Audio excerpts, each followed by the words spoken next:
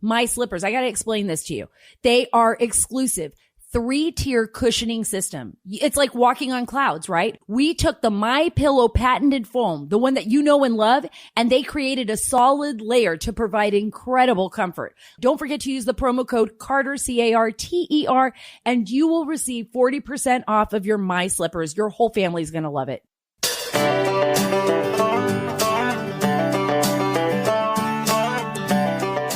I'll be heading back to the border next week. Yes. Back to the beautiful border, great state of Texas. I know you've all been following this very closely because it concerns all of us, right?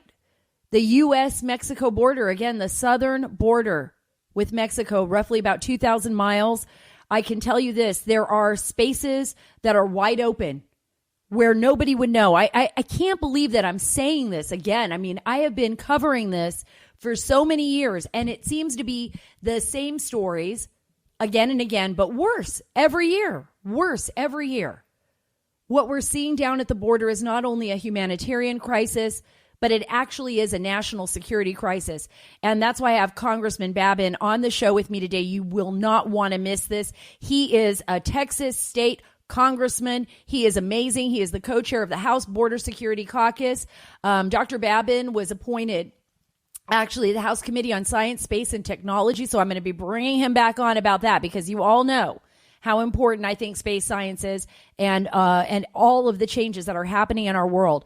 But this time for this podcast, we are going to focus on one of the biggest issues, if not the biggest issue, is what is happening in America today with this policy from the Biden administration that is really tearing our nation apart and putting young people, some as young as 3 and 4 years old, migrants, undocumented, unaccompanied, in harm's way and in the way of the drug cartel, the most vicious human beings on the planet, I believe, right up there with Islamic State. I mean, I've never seen anything like this. I'm going to talk a little bit about that, talk to you about my experiences inside Mexico covering the drug cartels and, was it worth it?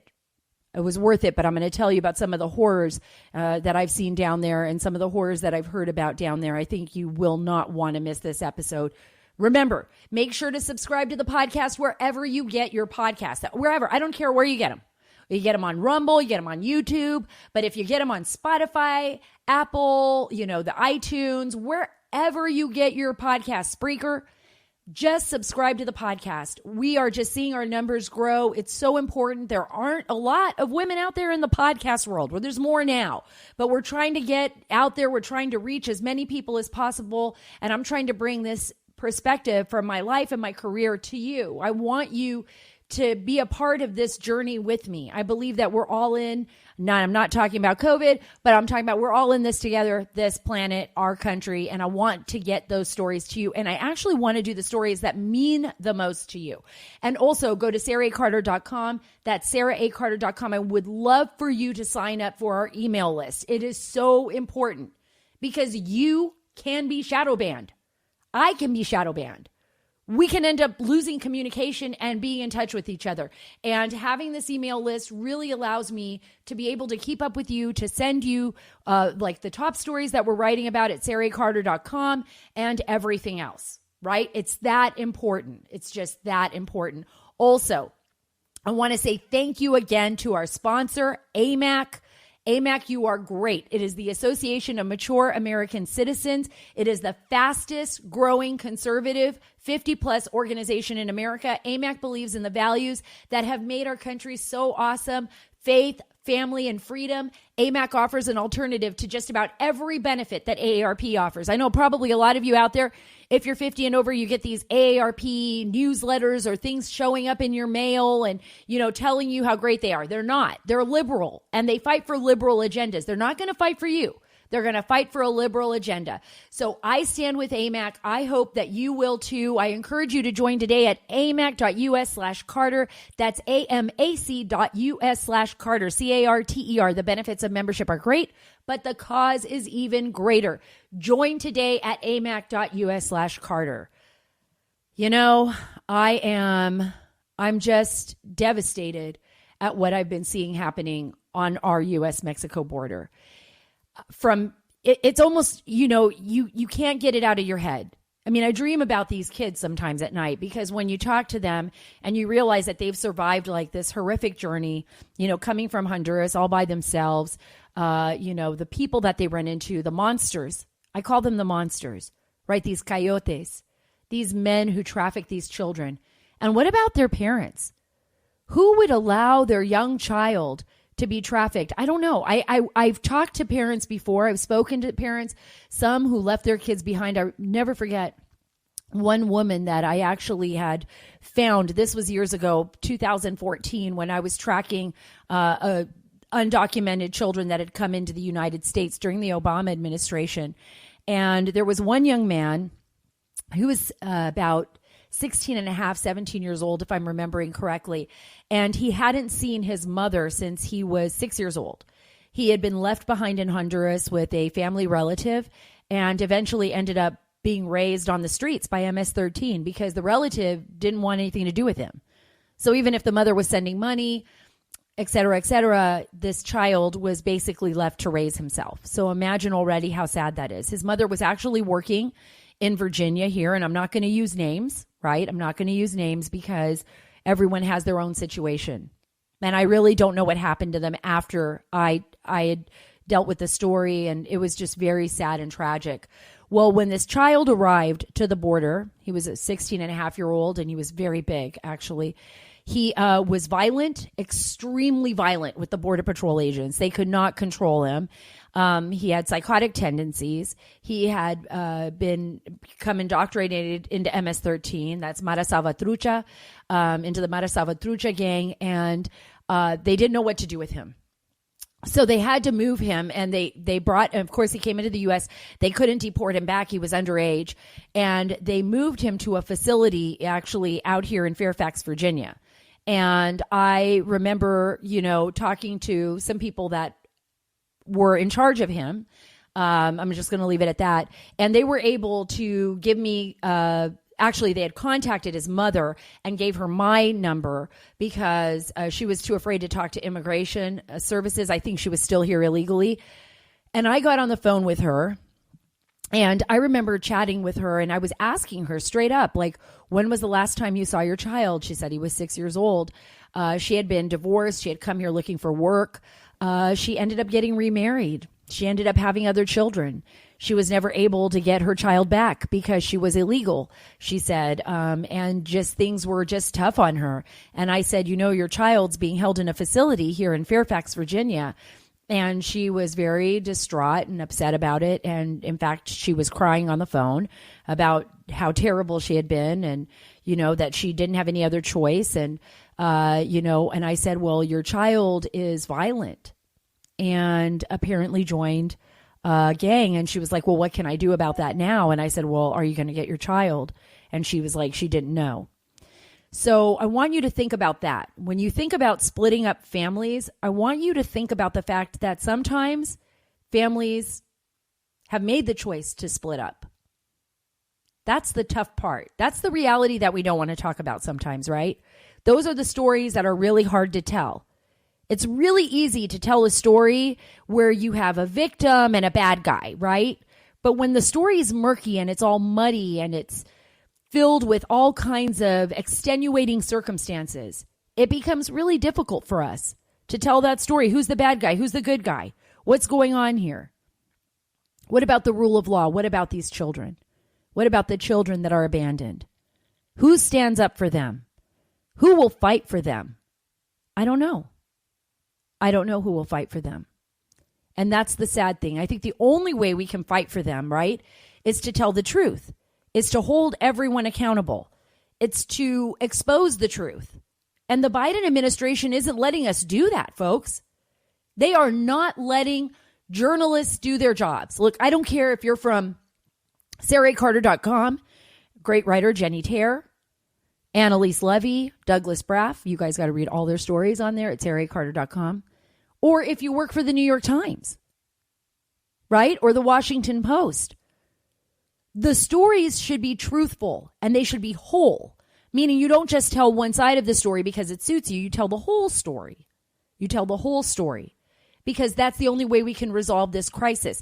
That's the reason why we're seeing a lot of congressional members, Congressman McCarthy, the House Minority Leader, head out to the border. That's why, Congressman Babin, who's the co-chair of the House Border Caucus, Security Caucus, going out to the border. He's from the great state of Texas.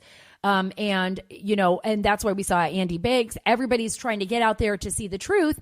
And what's happening is Department of Homeland Security, Secretary is saying you're not allowed to come in. They monitor me out on the border, not my phone, not all that stuff. Now, I'm not talking about that kind of monitoring, but that Border Patrol agents that know me say that DHS wants to know if I'm going out there to cover any stories. They don't want me out there. They don't want other reporters out there. Why? Because they don't want the truth going to the American people. It works against the administration's narrative that there isn't a crisis. Let me play this clip for you. I'm probably going to play it again and again and again throughout here because you got to hear these clips. First, I'm going to play Jen Psaki's, this is her Freudian slip, that it was a crisis. This is Jen Psaki, the press secretary for the White House. Listen to this after calling it a challenge for so long. There have been expectations set outside of unrelated to any vaccine doses or requests for them that they would be partners in dealing with the crisis on the border. Crisis. Now, I want you to hear this. Here's where she backtracks and says, oh, well, wait a minute. It's a challenge. Number seems like a crisis. The secretary said it isn't. How would we define a crisis? Well, I'll leave that to the Secretary of Homeland Security to define. He said it was a challenge. It is a challenge. We have more than 7,000 unaccompanied kids who have come into the United States, and that is certainly a lot of children that we are trying to treat humanely and safely and process through the system as quickly as we can. That's not easy. That is a challenge. That's just crazy. It's just crazy. They don't even know what to say because they're too busy trying to cover up their lies. You always know when someone's lying to you, when they're just convoluting the words and going back and forth. It's like when your kids tell you a fib, right? Where were you last night? Oh, and nobody knows what to answer because they didn't come up with a story yet, right? This is the same thing. But you would think an administration would have like some kind of like definitive narrative. I guess they've tried to keep the challenge word. They think that they can gaslight us. They think that it's okay to gaslight the American people. I want you to think about that. That's how little they think about you. They don't think much about you. They don't think you're smart enough to actually see what they're doing. It's kind of like the whole COVID thing, right? I got so much to talk about that later on in the show. It's just crazy, this whole mask thing. And I'm so proud of Senator Rand Paul. What an awesome, awesome senator, right? We got to get him on the show because he was the only one that's like, wait a minute, there is something going on here that's not quite right. And he's a doctor. And he's like, I gotta talk to Fauci. This is craziness. This is crazy what you're doing to our country. It's the same thing, guys. It's the same thing when we're dealing with the border. Oh, by the way, shout out to some pilots. If you're listening, actually this pilot, I'm not even going to say for what airline or anything, because he as I walked off the aircraft, exhausted because I've been flying everywhere, right? For Fox News, I've been doing it for Sean's show, like roving reporter all over the country. And I had the mask across my face. And I said, thank you so much for a flight. Great flight. This pilot was like, Sara Carter, I'm an avid listener of your podcast. So thank you so much for listening to the podcast. Thank you so much for flying me safely around the country. I appreciate it every day. I appreciate the work that all of our men and women are doing, both all across the country, whether that you're at the airport, whether you're cleaning, whether you're, wherever you're working, whether you're a doctor or a dentist in the medical field, whatever it is. Thank you, thank you, thank you. And now let's open up the country for everyone else. Let's end these crazy lockdowns. Why? Because once again, they want to gaslight you. The border is wide open, folks. I was there. There are people crossing this border who have COVID. We know that because they've been tested. Don't let anyone lie to you. They have been tested. And those are only the people that are showing symptoms or people that actually went to the hospital because they actually have to test them there. So even if, let's say, you're 15 years old or 16 and you break your leg crossing the border or you have an owie, whatever you got, you have a flu symptom or anything, they're going to test you for COVID They're going to do the rapid test for COVID.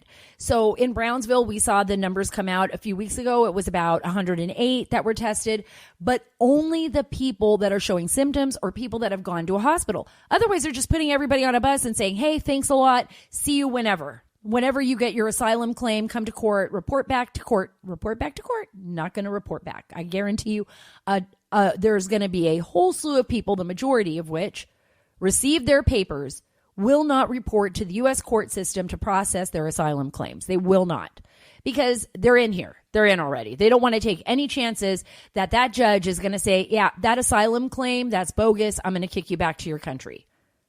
You know? So I want to talk about asylum claims. Let's talk about that for a minute, because I was down at the border, and this was when I was in Yuma, Arizona last week, and I met this really wonderful kid. He was 19 years old. He was from Honduras, and he was like hanging out in betweens. He was in the betweens. That's what I call it. It's like the no man's land, right? The borderless, right? I call it the no man's land, the borderless land. It's kind of like there's no fence there. You don't know if you're in Mexico or the United States, but you're kind of hanging out. He was really technically in the U.S., right? But he was just hanging out like near the dam, and he didn't want to cross over. And just before that, before I saw him, a family had come through. They were from Cuba. Another gentleman had come through. He was from India, and there were a bunch of families from Honduras that had come through. So then I see this kid just kind of hanging out, you know, doing his own thing he had his mask on. It was like the little paper mask, and he had a backpack, and he was standing out there. And so I ran down the hill around the fence line, which I was still in America. And I was like, hey, wait a minute, because Border Patrol was trying to keep me from talking to the folks that were coming through. They were trying to intercept them. And it isn't because the Border Patrol agents were being jerks. It was because their supervisor told them they didn't want me interviewing people on the border. That's the only reason why. This time, however, I lucked out. There was no car to intercept at that time. And so I ran out and I met this young man. His name was Danny. He told me about his journey and that he had come from Honduras, and he had traveled, roughly a few months, to get, to the United States with his sister, who has 2 young children, and she was alone. Her husband was no longer in the picture or in her life, and that they rode La Bestia. They came on the train, and he and I, we actually had some time to talk. We actually became friends. We're actually still in communication. And he sent me some video of his journey and the dangerous journey that he took, which is, on this train, and you could see just how exhausted he was. And I said, Danny, what are you doing hanging out in the in-betweens? Are you going to come in or are you going to go out? And he goes, well, in Spanish, I want to come in, but I want to come in when nobody can catch me. I'm like, why? It's wide open right now. They'll process you right now. I mean, look, that's what he's heard that too. He did say that he came in, and it might have been because he carries, and this is, again, these are asylum claims, right? So he may have been carrying a Mexican card, a card that identified him, an identification number from Mexico so that he could get services in Mexico. In that case, I don't think he would be what they call Title 42. I've got to double check that. He could be sent back because he doesn't have, he has an actual identifier from another country. So he could be sent back. And he said he was sent back 7 days before, but he was really worried he'd be sent back again.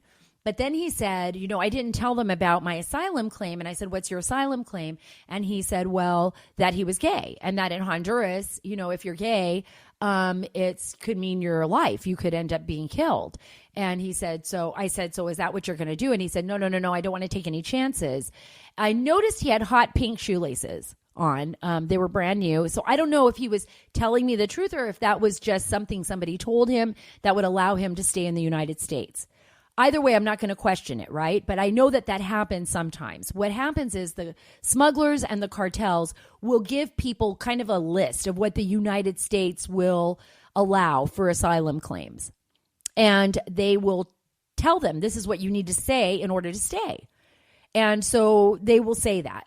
There are people who have been abused, people who live under regimes that treat homosexuals with disdain that are targeting the LGBTQ population, the community, those people who are transgender, on and on and on and on. There are countries that do that. We've seen that in Iran. We've seen that in other places. The problem that we have here is that now these asylum claims are being used as loopholes.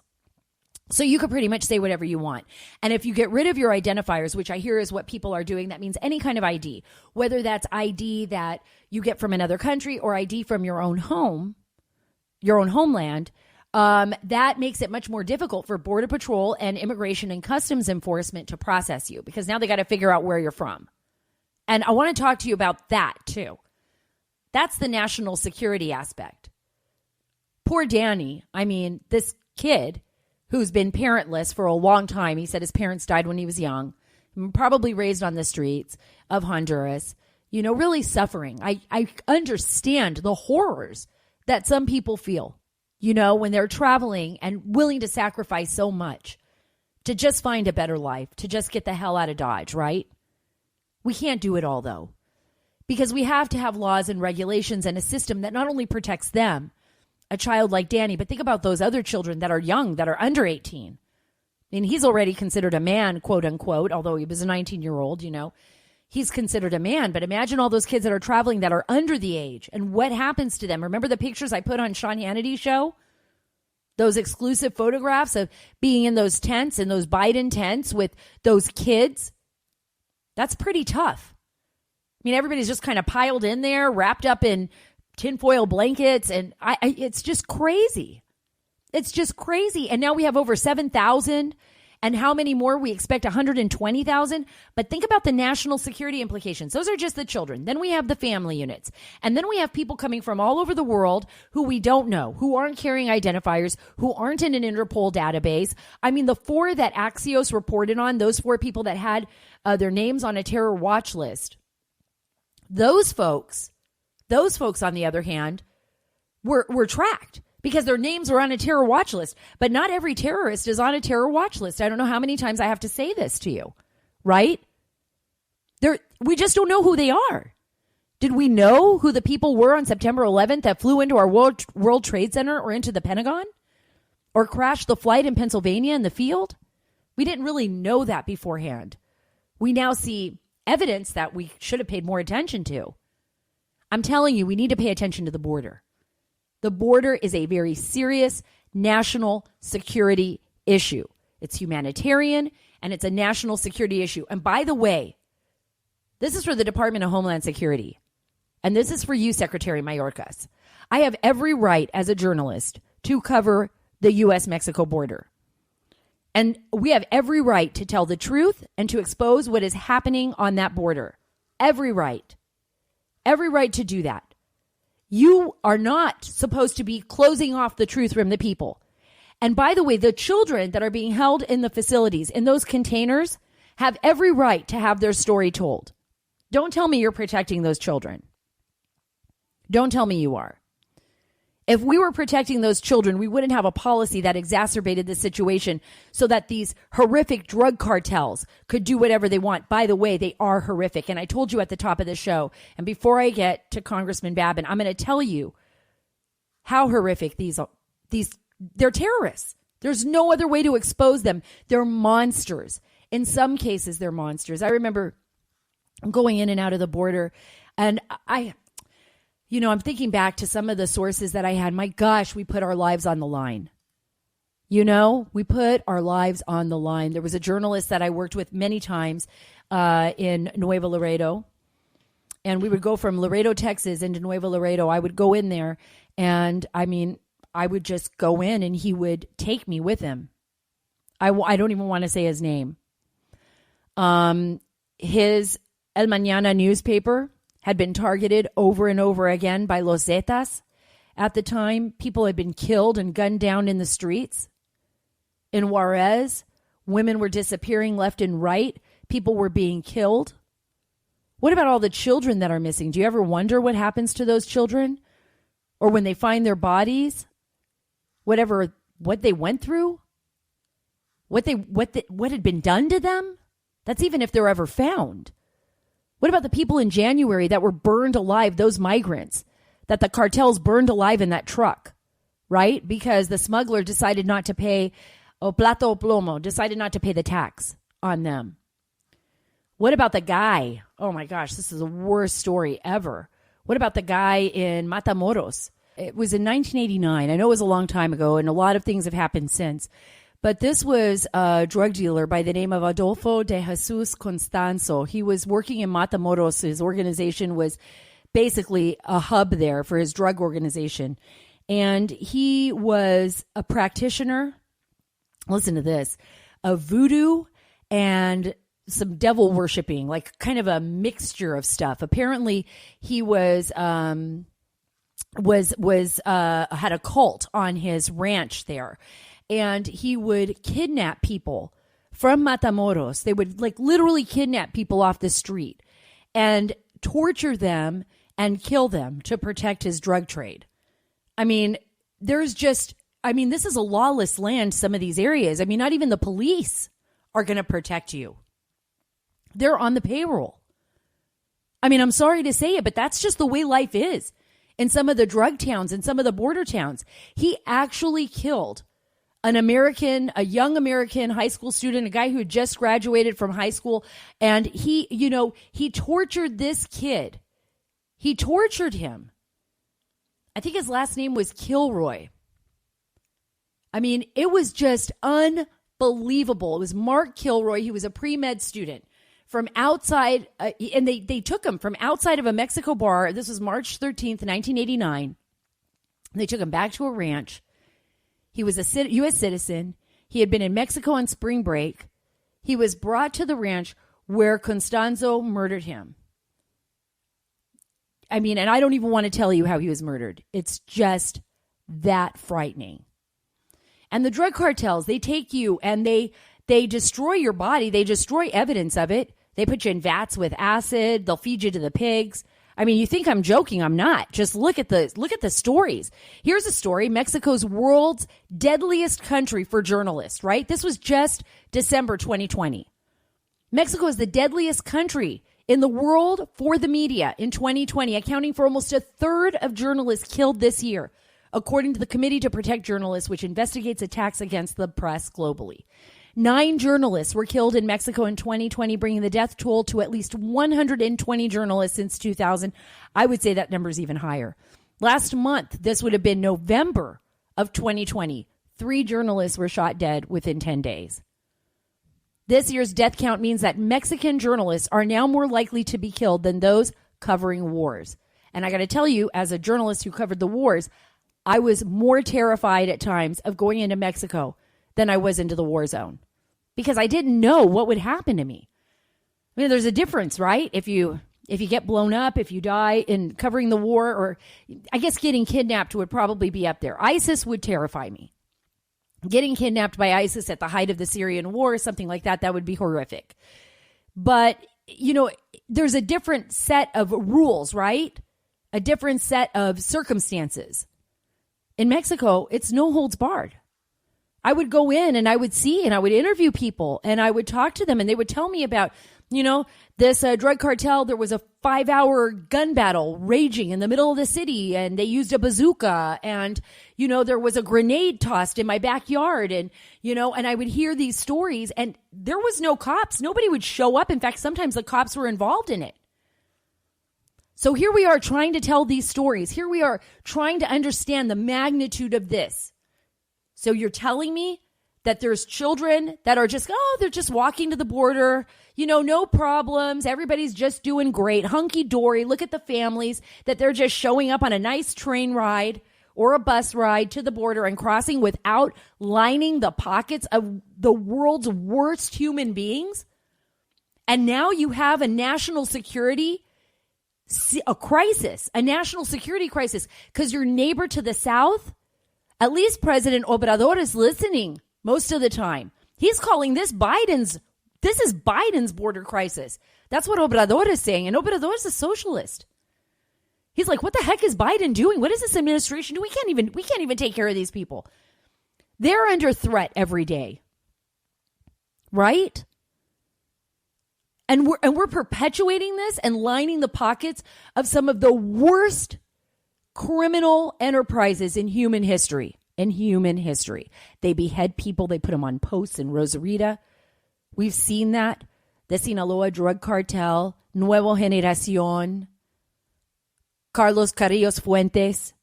Look at some of these drug cartels. Look at what they've done. They can do it with impunity because guess what? Nobody's going to hold them accountable. And now, with all the money lining their pockets, who's going to hold them accountable? Imagine. What's a Border Patrol going to do? Oh, hey, I'm going to go out there with my one partner and try to stop this drug load when our president stopped the wall from being built while 600 people are crossing in a different sector? You want me to chase down these drug dealers? And then if I shoot at one of them, I could be charged? No, it's really tough. It's really tough. And this is the reason why we've got to tell the truth. We have to keep telling these stories. We have to get the American people, all of you, to understand that this is about you. This is about you and me and our children and the drugs coming into this country. This is about all of us. Our nation, protecting our nation and protecting each other. And the only way we can do that is to hold our government accountable for the actions that they are taking and saying, guess what? No more. And if you're using my money, you better let me in and you better let me see what's going on. Now, without any further delay, I've got Congressman Brian Babin here with us. He's the co-chair of the House Border Security Caucus. Like I said, he is a ranking member on the House subcommittee as well on space. And he's a national leader in the fight against what's happening on our border. He is somebody who I have known for some time, and he's a wonderful man. I don't know if y'all remember Jenna Lee, but that's his daughter-in-law, and she is awesome. She worked at Fox for a long time, and he's got like 17 grandchildren. Congressman Babin, thank you so much for joining the Sara Carter Show. I really appreciate it. I know that you have been focused on the border, and you are planning on going again at the end of the month. Can you talk to me a little bit about the trip and what you are planning to gather there while you're there? Absolutely, Sarah. Great to be with you as well. But I, as the co-chairman of the House Border Security Caucus, we have a trip planned. Actually, we have two trips planned. One very, very shortly. We'll be going down there with Texas members only. And then about 2 weeks later, we'll be going back with members of the Border Security Caucus from around the country, members from different states. And just to see firsthand what is going on, the terrible situation down there that the Biden administration seems to just deny is happening. They're denying reality, saying it's not a crisis, not an emergency, and yet they're calling in the Federal Emergency Management Agency. It's just a nutty situation, and it's very dangerous for America. Oh, it absolutely is, Congressman. As you know, I've been down there. And by the way, I just want to say for all of you out there that are listening, Congressman Babin and his work on the border is extraordinary. I mean, he's a great congressman. He represents his constituents well, and he tells it like it is, isn't afraid to say the truth, to get it out there, and to challenge the executive branch, whether that was during the Trump administration or now during the Biden administration. Here's a congressman that really wants to know the truth, and that's why he's getting out there. I was there, Congressman, in Arizona as well as in Texas. Yes. And what I have seen, and I've been covering this for roughly, I always tell everybody, roughly 2 decades, it feels like I've been out on the border, covering the border, and I can see the crisis, the exacerbation of this crisis by the Biden administration. It's so big that it reminds me, but I could see it being far worse, of the Obama administration during 2013, 2014, when we had over 67,000 unaccompanied minors entering the U.S. And now we're looking at close to 120,000 or more if these numbers keep up. That's got to be enormously frustrating for you, for the community, and for the country as well. There's no question about it. And all enabled by the very foolish, decisions by this president, which started on day one of his tenure as our president. Joe Biden had a list of executive orders that basically just gutted all the hard-earned controls that the Trump administration and his very worthy administrators had made over the last 4 years. Because let's face it, we keep hearing this false charge that President Biden had inherited basically an immigration policy that was in shambles. Well, the reality is that President Trump inherited a immigration policy that was in shambles that was handed off to him by President Obama, and through the workings of his very able DHS secretaries, several of them, and others in the administration that dealt and really in an intelligent, very, very, I think, effective manner with Mexico, with the president of Mexico, Lopez Obrador, with the Northern Triangle countries, to come up with the migrant protection protocols, to the Remain in Mexico policy, being able to even work deals with these Northern Triangle countries to control, so that we wouldn't have people just coming across in droves, thinking that if they just step 1 foot in, they would get asylum, and they would be given their date in court and released into the country, most of which never showed back up. And so President Biden, he did everything. He did away with everything. Which is so surprising, Congressman, because it's like now they're turning around and acting like they don't even understand how this happened, or they're trying to blame it on President Trump. And for the first time, I tell everyone this: I've covered the border since President Bush, and even then, there were never the policies and regulations put in place like we saw under the Trump administration. The Trump administration basically came out and said, look, if you want to come to America, you have to do it the right way. And we are not going to exacerbate this problem by allowing the drug cartels and the human traffickers to take advantage of the migrants, as well as our nation, take advantage of our nation, as well as these migrants who, by the way, are being threatened by the cartels. Some of these young girls have been raped. You can find, all kinds of contraceptive products that these young ladies have had to bring with them. And, the Plan B, they actually found that along the border, because some of these children are being targeted. Women and children are being targeted by these sadistic men who are trafficking them into the United States. So up to one-third. One-third of these migrants are being sexually abused or molested on the way up here. And I've been on that border many times as well, just like you have, Sarah, and I've seen these things called rape trees. We've seen some of the remains of some of the terrible things that have happened on their way up here.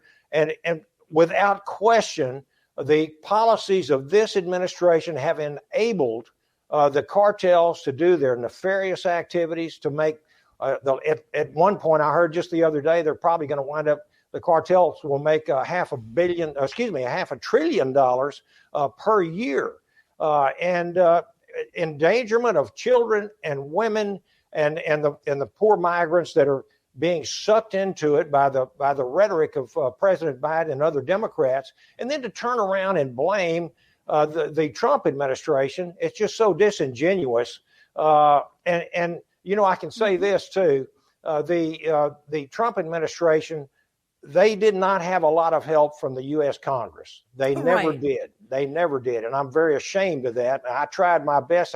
As the Border Security Caucus co-chairman, we worked with them and still working with some of the former Trump administrators right now. But this current administration has empowered the cartels and endangered the migrants, and they try to make it look like Trump was cruel, that his policies were inhumane, when in reality the cruelty and inhumanity is what is happening down there now. I have a daughter-in-law who's a Brazilian, and she did it the right way, Sarah. She is now a U.S. citizen, very proud of her citizenship.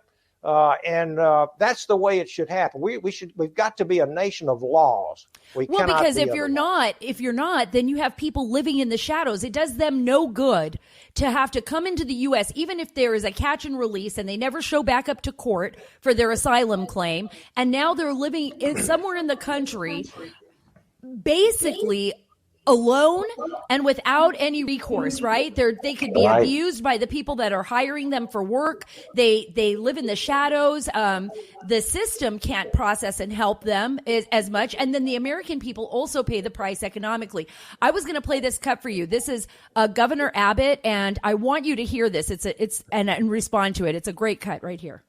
Very concerned at the child sex trafficking team about the youth and the children who are coming across the border. They are in a perfect storm of vulnerability.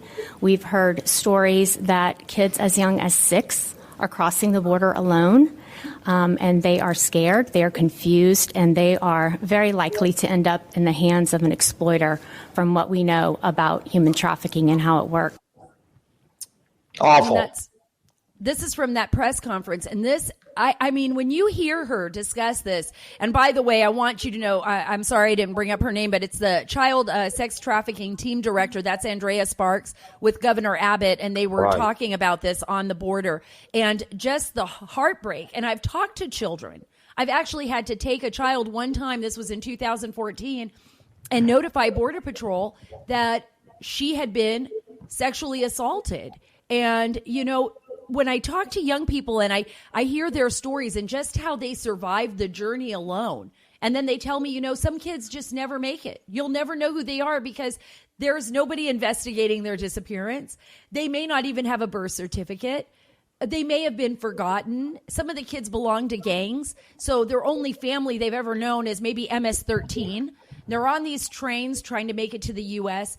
Part of the problem, I believe, Congressman, is the fact that we are not openly talking about it, and the fact that the government hides a lot of this. And I'm talking about this administration in particular. You know, neither Homeland Secretary Mayorkas nor the Biden administration are speaking truthfully to the problem. And now they are silencing, and I know you've heard about this, our Border Patrol agents. And they're not even allowed to tell us what's going on out of fear that they're going to lose their jobs. Have you heard this as well? Absolutely. And we've got evidence of it. You know, we've had questions in planning our trip to go down there in just several weeks. We have had and have talked to other members of other Texas congressmen who have had all of a sudden spontaneously out of nowhere, HHS or FEMA are setting up detention centers. Midland, Texas is one of them. And one of my colleagues who is the congressman for that particular district, August Pfluger, went to visit that, and they wouldn't let him in. They would not let him in. And how is that possible? These are taxpayer dollars. That's exactly right. He is representing the constituents of his area, trying to see what's going on with the taxpayer dollars of American citizens and the treatment of these children. How is that even possible? You and I should go next week, and we should stand outside of those containers and say, we're going to come in. I know Sean would be very happy if you did that. He has been trying to get a look inside one of those containers for a while now.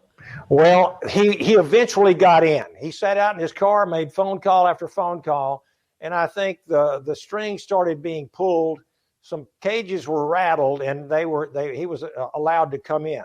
But we do know that Border Patrol agents and sector chiefs who are on the front lines and seeing in firsthand and vivid technicolor what is happening down there are not allowed to give out numbers, statistics. They can't show photographs. They can't show videos without running it not through their chiefs there, but having to run it through here in Washington before they can be given permission to give out information. This administration, Sarah, absolutely does not want the American people to know how dire this situation is. Absolutely wants to keep it quiet. Wasn't this the administration that told everyone we're going to be so transparent? They tried and lied about the fact that the Trump administration was not transparent. You could have not found a more transparent administration if you tried. I never saw so many documents come out on an administration than the Trump administration. And the president was constantly talking to people on Twitter. And okay, granted, some people did not appreciate that as much as others, but he was avidly talking to the American people on Twitter. We knew how he felt pretty much every single day. Every single day, the president would send out a message. Now we're not hearing anything, and they're hiding this information from us. I was going to share with you. I got a message actually from one of my sources on the border. And when I'm out in Texas in different areas, I go to private property, which the government cannot throw me off of because it is privately owned land. But now they put a huge sign basically on your way to the privately owned land that the property before that is federal property, and authorized personnel trespassing by unauthorized personnel is prohibited. Like they are saying you cannot cross this property to get to the private property, or we will, I don't know what. I don't know if they're going to arrest me. We'll find out. I don't know if they're going to take me or tell someone to turn around and go back. But this is becoming a really serious issue when the government is basically saying to the media, once again, you're not allowed to question anything that we're doing. We're going to do whatever we want, and you just have to sit back and take it. And by the way, American taxpayers, you're flipping the bill for it. This is what we're seeing over and over again, not just on border issues, but all issues. If you disagree with the hard left wing of this Democratic Party and their current policies, you're a bigot, you're a xenophobe, you're a racist, you're everything phobic. And it is simply unfair to be doing it. It's unconstitutional as well. And my question would be, how in the world would the private property owner, how does he gain access to his own land if they're doing something like this? So I would just say, the heck with them. I would drive across there. I'd take my pictures and I would interview those individuals that are on the front lines and being confronted by thousands of illegal immigrants that are coming in, and just get your story out, because all of the reversals of the policies of President Trump and his team being reversed have caused, without question, what is happening now. We've got well over 1 million illegals who have already had their day in court. Their cases are adjudicated.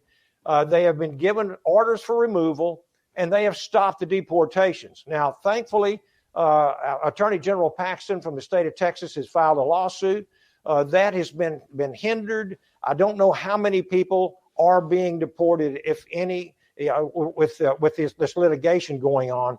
But I can tell you, if you don't have interior enforcement and you start promising people that they're going to have amnesty and a path to citizenship, then you're going to just do nothing but incentivize more and more and more. It'll be a vicious cycle, and we are going to pay the piper here in the United States. Oh, we sure are. And so are the migrants. I mean, if you really care about people, if you really are a humanitarian, you do not want this to happen. And I'm going to follow it up with a question, because I thought you brought up such a great point about the fact that it's $500 billion made by these organizations, these drug cartels. Well, what do you think they purchase? And just for all the listeners out there, this is a trickle down, but it's also a national security situation. When you think about the amount of weapons and communications equipment and vehicle equipment that these drug cartels can purchase, submarines, drones, a light aircraft, weapons, you can't even imagine. Our frontline law enforcement officers literally are up against an armada, an army of narcos, and they're just sitting there on the border babysitting and trying to get people processed, right? Or am I wrong? You're exactly right. Look at the murder rate in Mexico and what it's done, and just track it over the years.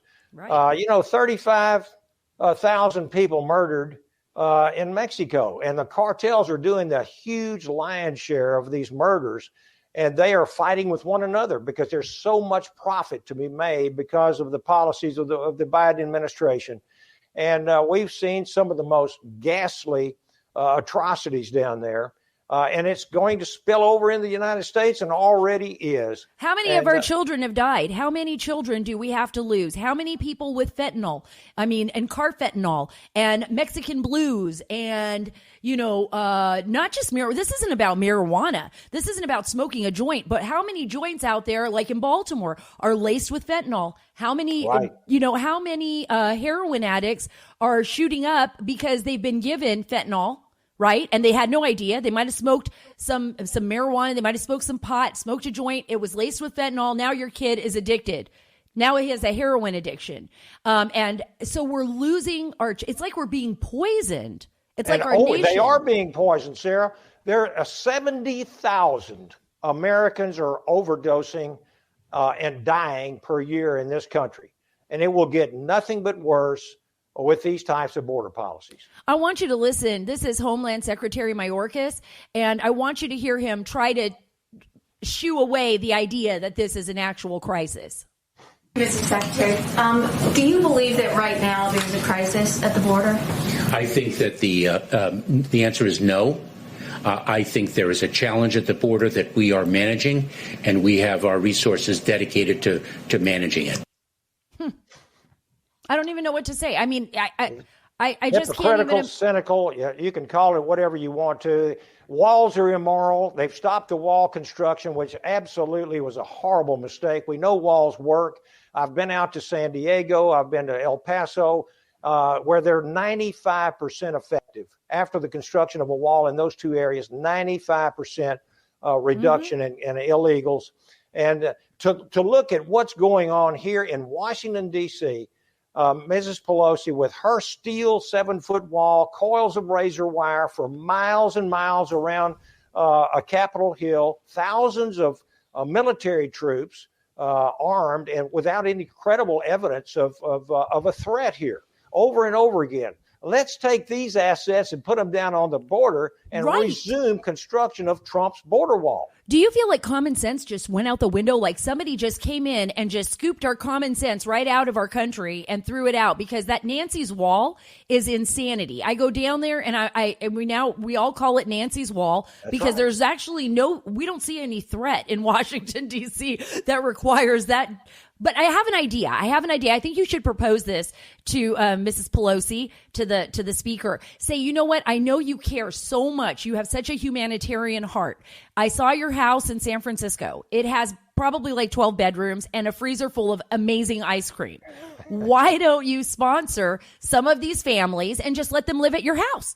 Because, she's asking us to just open our doors, open our nation, let everybody in who wants to come in. Well, I figure with all of her, I'm not trying to say she's rich. I don't know what's inside her bank account. It just appears that she has the assets to take care of some families. She should actually sponsor some families since she's so open to it. I think this could be a resolution to finding space for them. So instead of the government building all of these facilities, the left and the liberals, there's so many of them, they should be opening up their houses to these folks and letting them find a place to live. Well, I think that's a great suggestion. She's also taking very, very good care of San Francisco and her district, of New York City with the last COVID $2 trillion COVID relief package, which actually only had 9% of it as COVID relief. The rest of it was just boondoggles, like paying off her Pelosi colleagues and the cronies. That's what it is.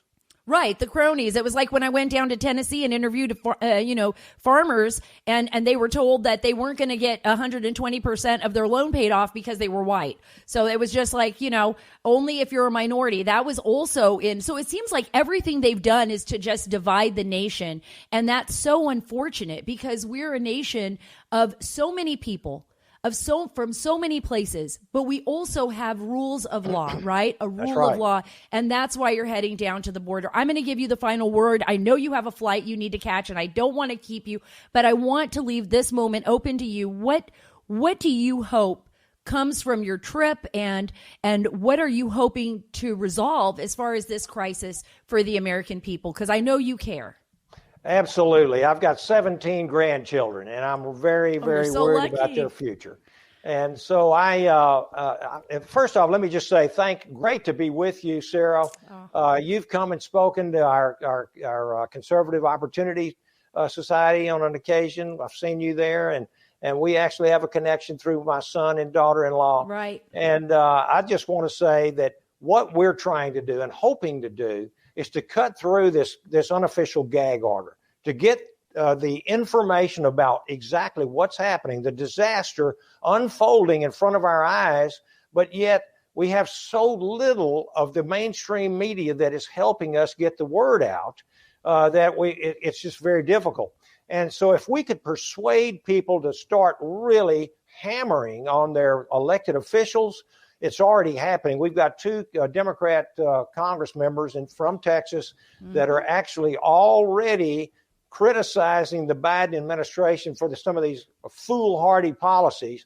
But if we could get the Biden, my hope is that the Biden administration will realize they are making an absolutely terrible mistake, and it's going to cost them dearly at the polls in 2 years and 22. And I think the American people know that they absolutely do not want these hard left policies that are opening us up to criminality, terrorism. They arrested 4 people on the terrorist watch list just shortly ago. And people don't want that. It makes them scared. It makes them nervous. And the humanity of it, the humane thing to do, I'm trying to say, is get control of the border, because people are suffering, dying, and having terrible things at the hands of the cartels, and we've got to change that. From your mouth to God's ears, because absolutely that is exactly what is going on. I thank you so much, Congressman, for being a truth teller. I thank you for coming on the show, and I would love to have you back. And who knows, maybe I'll run into you when I'm in Texas. I would really like that. That's where I'm going right now. Oh, lucky you. I love that. I call that, between Texas and Florida, I call that, those are our 2 free states. Free states. I mean, you can't ask for more. And hospitality, just the most lovely people in the country. I tell you, there is a good spirit in Texas, because you get there and you just never want to leave. I'm just like, I just want to stay. The food's great. The people are great. It's just a phenomenal place. Thank you for saying that. God bless Texas. But I'll tell you, Florida is a great state. I'm very, very proud of that governor down there, Ron DeSantis, who's a friend. Oh, he's amazing. What do you think about his future? Like, I mean, a lot of people are saying he could be a president. A lot of people are saying that. Are you hearing that rumor? Certainly am. I'm certainly hearing the name. I really am. And I tell you, we're in such dire need of leadership today, like I've never seen in my life. So stay in prayer and keep getting the word out, Sara. Thank you for what you do. So Congressman Babin is going to be out there. I hope I get an opportunity to see him out on the border. I was so grateful to have him on the podcast, and I'm definitely going to have him come back. And I know you are too. But I would be remiss if we didn't go directly to Senator Rand Paul. As I talked about earlier in this podcast, I think Rand Paul is so amazing how he slammed Fauci, Dr. Fauci, and really hit him with some hard questions, as Dr. Fauci once again just sits there straight-faced and gaslights us. Listen to this. And this is telling everybody to wear a mask, whether they've had an infection or a vaccine. What I'm saying is they have immunity, and everybody agrees they have immunity. What studies do you have that people that have had the vaccine or have had the infection are spreading the infection? If we're not spreading the infection, isn't it just theater? No, it's not. The vaccine and you're wearing 2 masks. Isn't that theater? No, that's not. Here we go again with the theater. Let's get down to the facts. With the theater.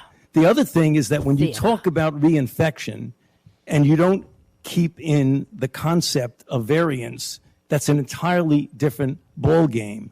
That's a good reason for a mask. In the South African study conducted by J&J, they found that people who were infected with wild type and were exposed to the variant in South Africa, the 351, it was as if they had never been infected before. They had no protection. Hey, you want to get rid of vaccine hesitancy? Tell them they can quit wearing their mask after they get the vaccine. You want people to get the vaccine? Give them a reward instead of telling them that the nanny state's going to be there for 3 more years and you got to wear a mask forever. People don't want to hear it. There's no science behind it. Well, let me just state for the record that masks are not theater. masks are protective. And we You have ask immunity there, theater. If you already have immunity, you're wearing a mask to give comfort to others. You're not wearing a mask because of any sign. I totally disagree with you. Okay, that's just such BS. Because remember, Fauci was the one that was telling us in the beginning not to wear a mask, that it basically didn't do anything for you. Like it would be worse. Remember that? And then he said, I was kind of lying about that because I was worried about the N95s being all taken up. It's such BS. You guys, I was at the airport. I couldn't even believe it. For those of you that are watching this on YouTube or Rumble, my daughter got me this mask. It's kind of thick and it's sparkly. It was fun. I threw it on when I went onto the airplane. And a guy with a paper mask. He had a little paper mask right around, like barely even covering his face, like sat there and was like telling me, is that mask thick enough? Is it, what's going on with your mask? And I'm like, yeah, it's thick enough. You can see this. It's thick. I can barely talk. I can barely breathe in my mask. And he's like, yeah, I don't know if it's thick enough. I'm like, you're literally wearing a paper mask, like a piece of paper. Like I might as well have lined paper across my face with a rubber band around my ears. And I will even have more protection than you. And he's like, well, if anyone says anything about your mask, just wear another one underneath. No, I refuse to double mask it. I don't believe this. I don't know what's going on here, but we need to ask some questions, some serious questions, because Dr. Fauci is an immunologist and we've showed you his inconsistencies in the past. And now he wants us to triple wear, double, quadruple masks. And he's talking about variants in South Africa. And of course, viruses evolve. But remember this. A lot of times, talk to any immunologist or epidemiologist, I have. A virus evolves is usually trying to keep its host alive. Viruses don't necessarily always want to kill the host, although it happens. Ebola is one of them. We saw that with HIV and AIDS, and we've seen it with others. But viruses want to be able to live as long as they can. That's why they're a virus. That's why they're searching for a right host, which is really creepy and scary. But they don't want you to necessarily die because then they will die. They want to survive. So usually when there's variants of a virus, usually, not always, and I'm not a doctor, but this is what doctors have told me, when it evolves, it likes to evolve into a form that is less lethal to keep its host alive. That's just what I've been hearing. Anyways, we've got to ask the questions, and I'm wearing my mask, right? I'm doing everything I can because I don't want to get thrown off a plane or anything like that. But there's these people that think that they can do whatever they want. They have power over you. This new mask mandate gives people who didn't have power over you, right? And they don't mind wielding that mask power. And I think Dr. Fauci is one of them. I want you to hear this clip, too, because this is so insane. President Harris, could that have been a Freudian slip? Listen. President Harris and I took a virtual tour of a vaccination center in Arizona. President Harris and I. What the heck, guys? Questions. If anything, this podcast has been about not being afraid to ask the right questions. Our president, President Biden, yes, he is the president of the United States, even if you didn't vote for him, he is the president. President Biden just called his vice president, President Harris. And we have actually seen him totally just lost on stage, lost in interviews, I bet she's walking around the White House, can't even find the Oval Office. Maybe he ended up in a bathroom. Maybe he ended up someplace else. I don't know. But shouldn't we be asking these questions? This is the president of the United States of America. Remember when the left-wing media had all of these psychologists and sociologists and people on CNN and MSNBC consistently trying to examine and deconstruct President Trump? Remember that? Oh, he's a narcissist. Oh, he's this. Oh, there's something wrong with him. Oh, he slipped up on a word. It was like every single day. And now we're not hearing that. Now we're not even seeing that, right? They're not even asking a question. Yes, we need to be asking questions. And by the way, if any reporter in that White House had some common sense, they would ask it to Jen Psaki right away. Hey, Jen, is there a crisis in the White House? Because there is something going on with President Biden. Why did he call her? Why did he call Kamala Harris, his vice president, president? What's going on here? What's going on here? Remember, folks, never be afraid to ask a question. Never be afraid to speak the truth. That's the only way we're going to resolve a crisis. That's the only way we're going to make a difference. I thank you so much for being a part of the Sara Carter Show. Remember, you and me. It's us together. We're out there together. I'm like you, just trying to tell the story. You are the story. You and everyone in this country. We are the American people, and we're just trying to get along. We're trying to figure out what's going on here. And the only way we can do that is being able to communicate with one another. That's why I said, go to SaraCarter.com, sign up for my email. Don't forget to do that. Sign up for all the social media. Remember, Parler is back. Please join Parler. Follow me on Parler at Sara Carter Official.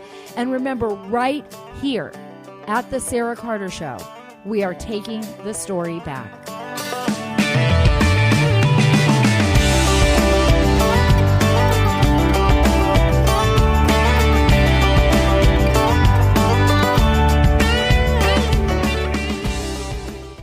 Hi, it's Dana Lash, host of The Dana Show. Every day, I'm here to keep you up to speed on the most important stories and info that you need to know in your very busy life. And if you're always on the go and you want to stay connected, just download our daily podcast and take it with you. It's a great way to get up to speed on what you need to know and what legacy media may not be telling you. Visit danaradio.com and click on the podcast link or subscribe at iTunes, Spotify, or wherever you get your favorite podcasts.